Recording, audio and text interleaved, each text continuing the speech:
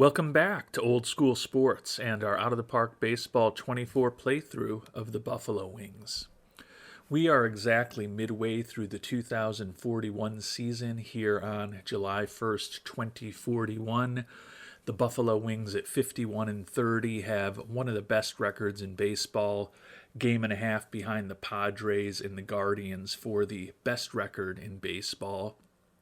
But we're first in the National League East, and as you can see here, we are sixth in the majors in runs scored and fourth in the majors in ERA.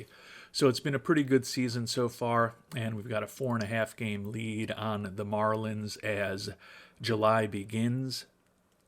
Went through our annual mid-season review in our past episode, and we're pretty happy with where we sit at this point.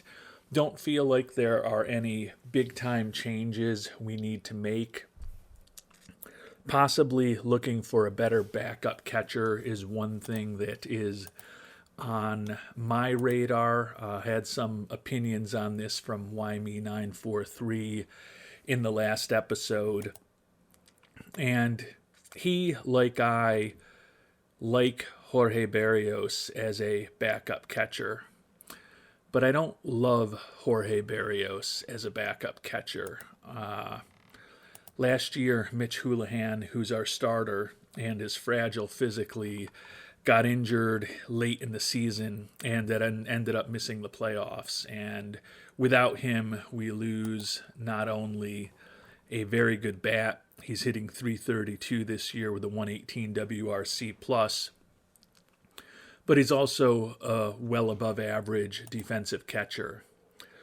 While Berrios, on the other hand, is a pretty average defensive catcher. And over the course of his major league career, he's put up a 93 WRC plus and a 1.2 WAR. So he's a little better than a replacement level guy. And I don't want to necessarily take the risk that if Houlihan gets hurt, Berrios is who we would have to go to as our starter. And we've got some options in AAA, but quite honestly, I don't love any of them. We picked up Juan Italiano as a minor league free agent signing. I don't think I like him better than Berrios. Rory Drain is a guy who was a fifth-round pick of ours a decade ago. A little better defensively than Italiano, but also a guy whose bat is probably not quite major league quality. And then last but not least, we've got David Medina, who is the guy that we brought up last year when Houlihan suffered that injury, and he hit .250 and 36 at-bats at the major league level. He's close to Houlihan defensively in terms of his catcher ability, materially weaker arm, and his bat is very borderline major league quality. So I guess what I'm saying, this is my very long-winded way of saying, if we're going to go for a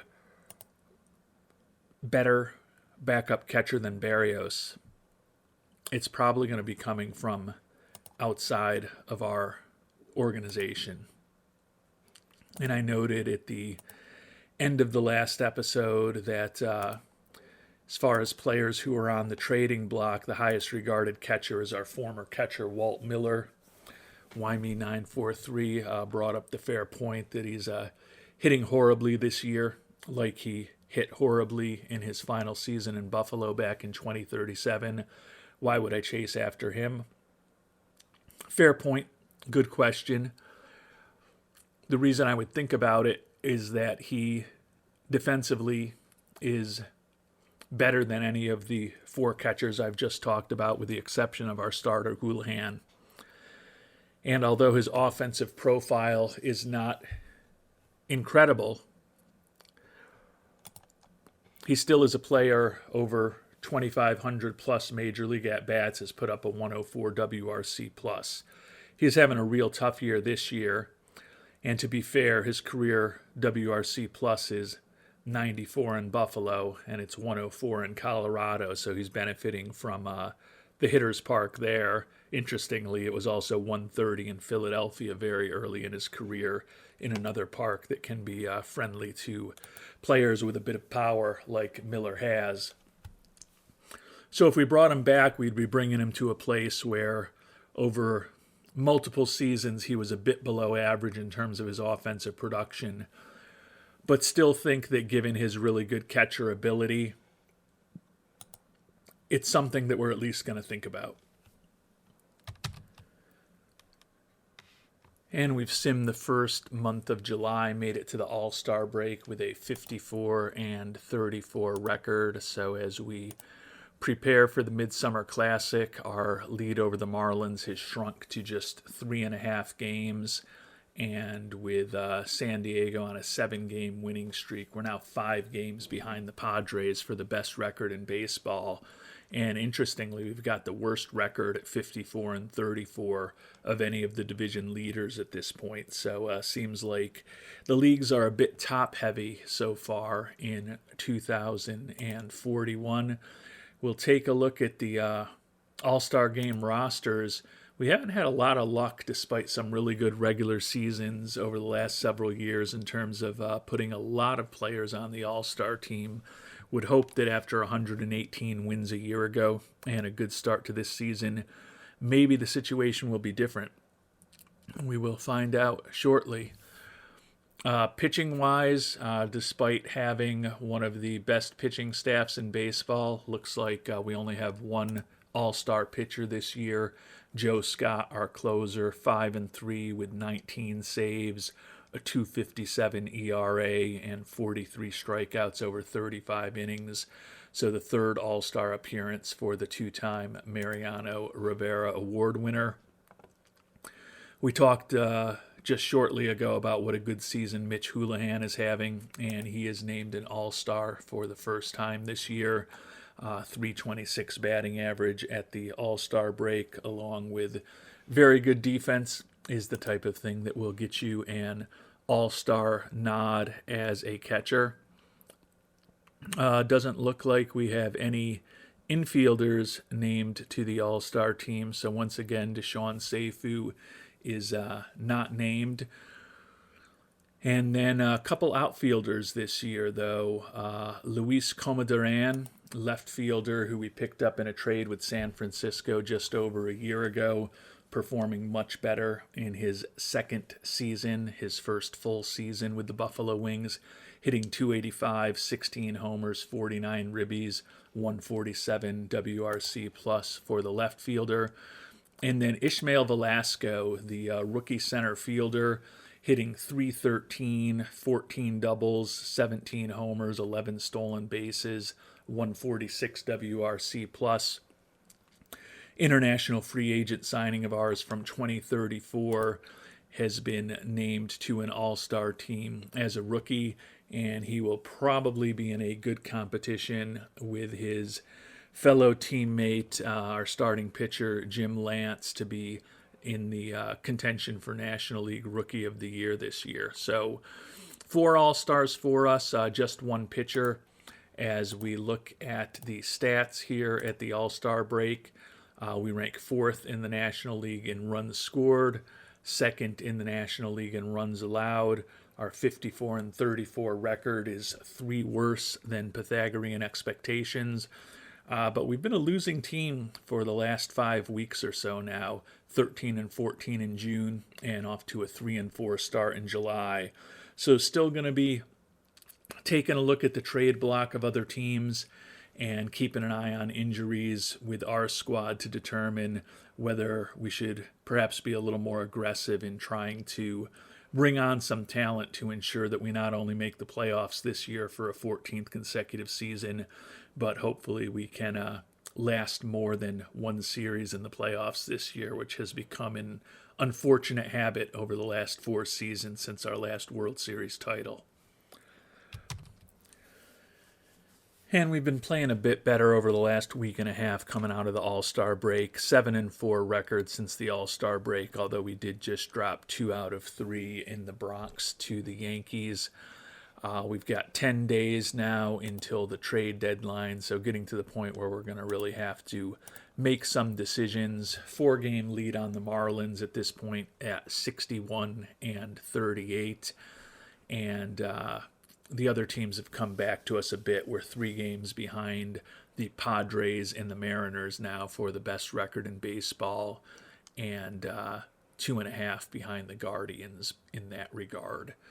So still certainly in the competition for not just an NL East title, but hopefully the best record in the National League and possibly the best record in baseball, but certainly have some wood to chop given that there are 3 teams with better records than us here on July 22nd or 21st. Or it actually is the 22nd.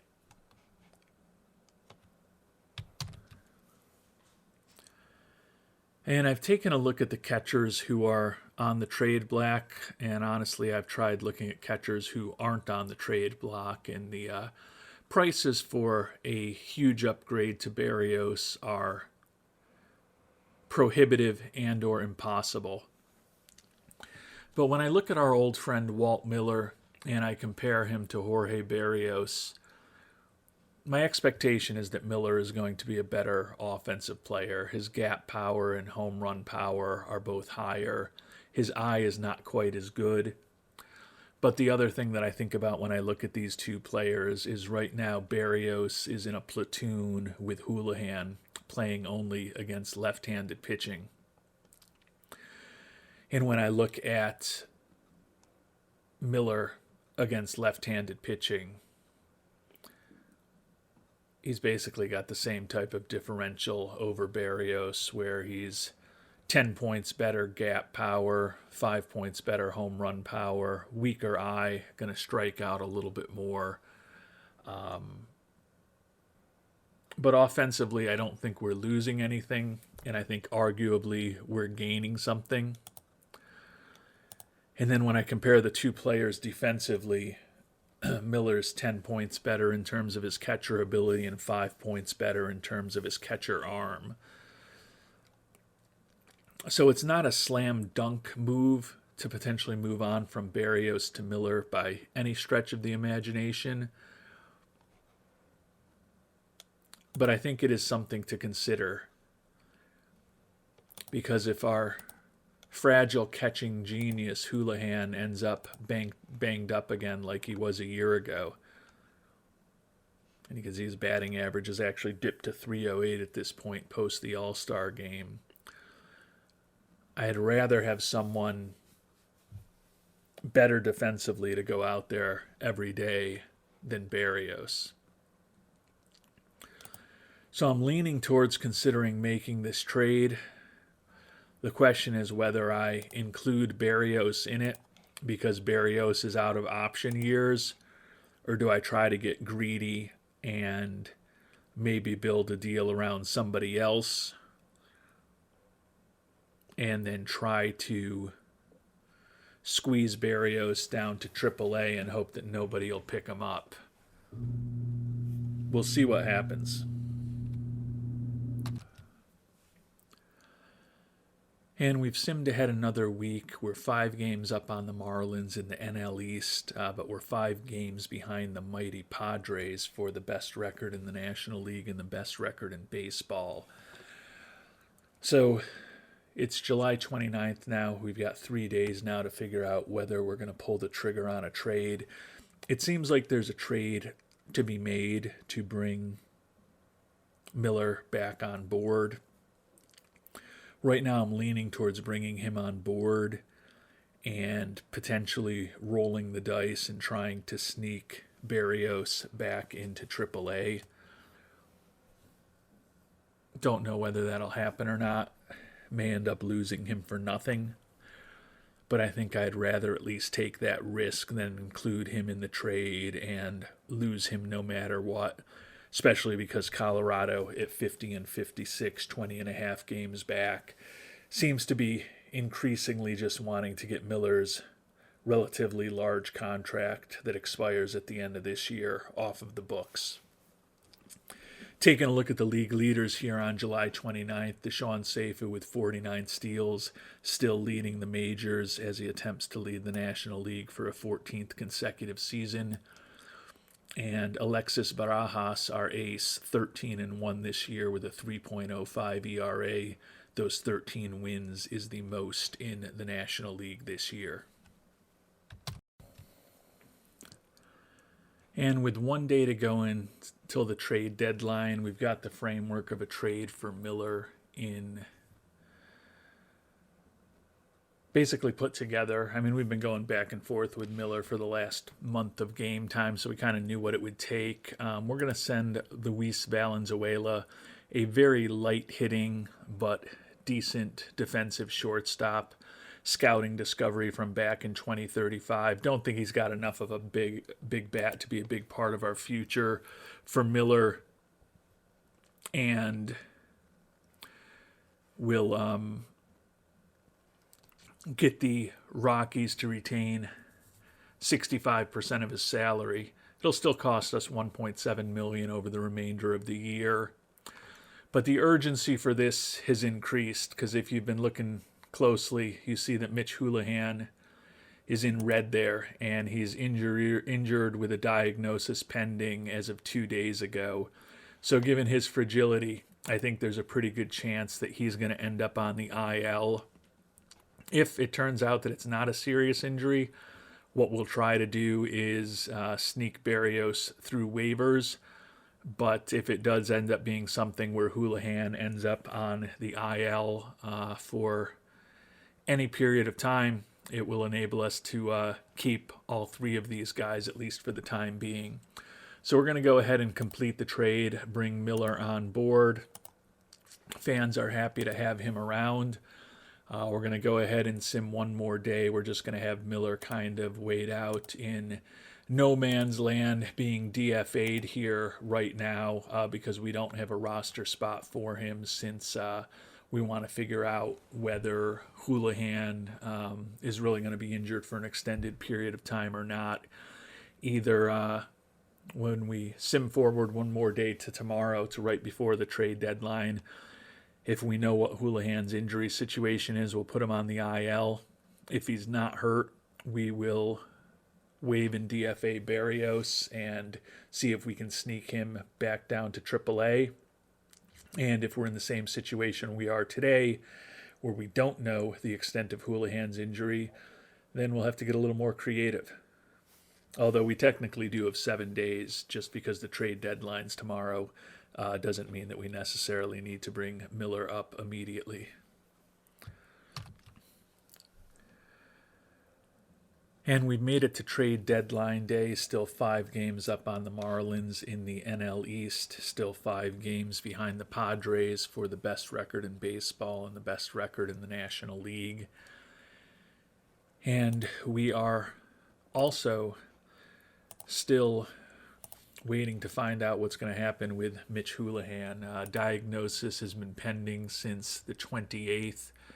My experience with the game is at times the longer it takes for this diagnosis pending to become a real diagnosis, the more significant the injury is. So the fact that he was injured on the 28th and we're going to be simming ahead a day into August to find out exactly what's going on with him makes me think it could be very good that we've been focused on bringing on a catcher. It's definitely going to be a downgrade for us if we're going with a Miller and Berrios tandem going forward.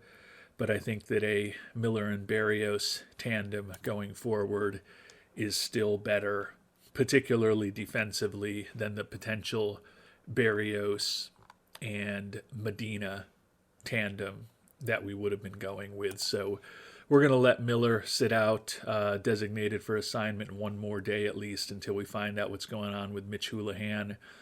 Don't plan on doing anything else this year at the trade deadline.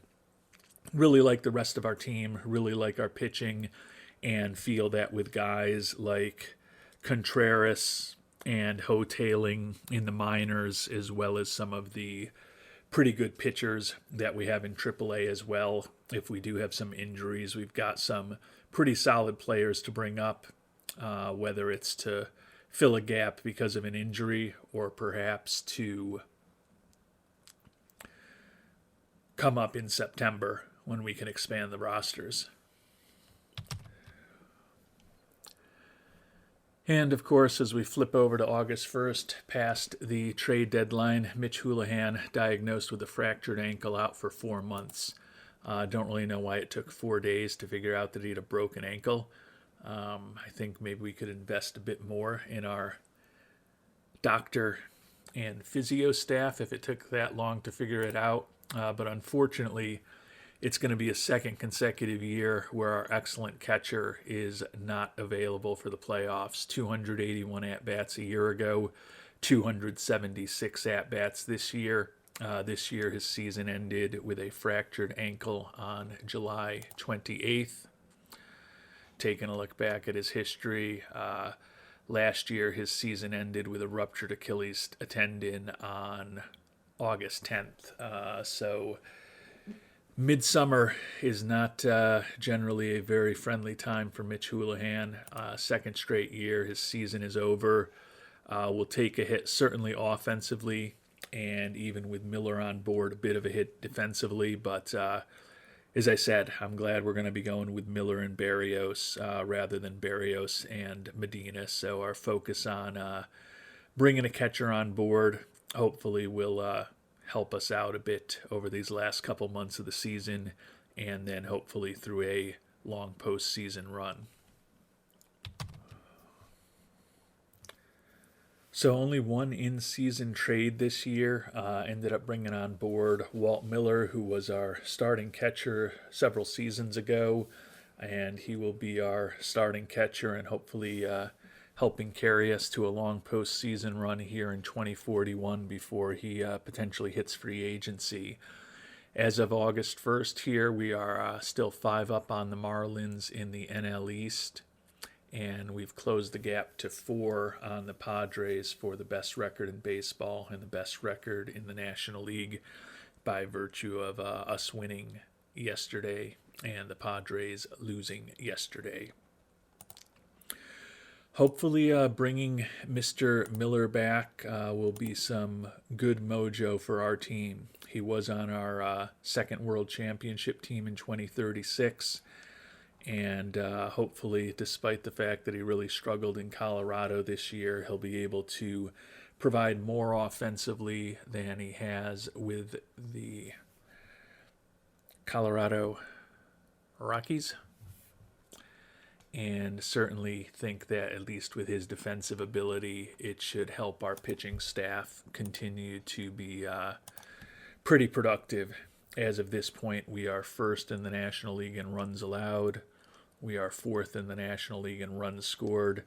Went 16-11 in July, so after that one game under 500 June, got back into our winning mode in July when all was said and done. And our 67-41 record is right in line with Pythagorean expectations as we begin the month of August. So we will find out whether the Buffalo Wings can deliver a 14th consecutive playoff appearance in this 2041 season in our next episode. Feeling pretty confident that that will happen. The other big goal is going to hopefully be possibly having the best record in the National League. And if we're able to do that, it seems like there would be a decent chance that we'd also have the best record in baseball. So can we make up 4 games on the Padres over these last couple months of the season? Can we stay healthy other than that injury to Houlihan? And will Deshaun Seifu, who stands at 50 stolen bases now, be able to lead the National League for a 14th consecutive season? Taking a look at Seifu's stats here, you can see the batting average has dipped to 259 this year, which is the lowest he's been in over a decade. He hit 263 in 2030, and then he hit 217 in a brief cup of coffee as a 21-year-old in 2026. Actually, he had already turned 22 by that point, even though we're calling it his age 21 season. So We acknowledge that Seifu is not what he used to be, but in one way he is, because he's well on his way towards probably 70 plus steals and leading the National League in stolen bases once again. We've thought that he would likely get 3,000 hits sometime in 2043. Feel a lot better about his chances of doing that if he can get his batting average up another 15, 20 points from the 259 it is today. The 1.2 WAR he's put up this year is on pace to be the worst full season of his career. He was a 3.3 WAR player as a rookie, 3.4 WAR in 2030, and he hasn't been worse than a 4.4 WAR player over the past decade. So that 82 WRC plus that he's put up is certainly going to be the weakest full season of his career. At some point, we'll have to think about possibly getting him out of the leadoff role. But at this point, our offense is still pretty productive, and his gap power has dipped a bit based on the latest scouting report, which we had started to see about a month ago when we looked at the midseason review with him in our last episode and saw that his double and triple numbers were not as prolific as they've typically been. Still has pretty good speed, although it is deteriorating a bit. At this point, he's only guaranteed to be signed with us for next season, and then we've got those 2 team options at the end of this contract.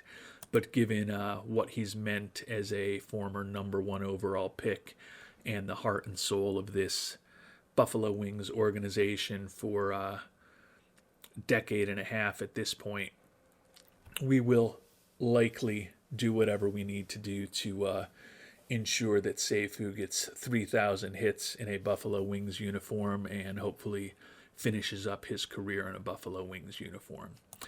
And we'll find out how he finishes up this season and how the Buffalo Wings overall finish up this season in our next episode. Until then, thanks so much for watching and hope you have a great day.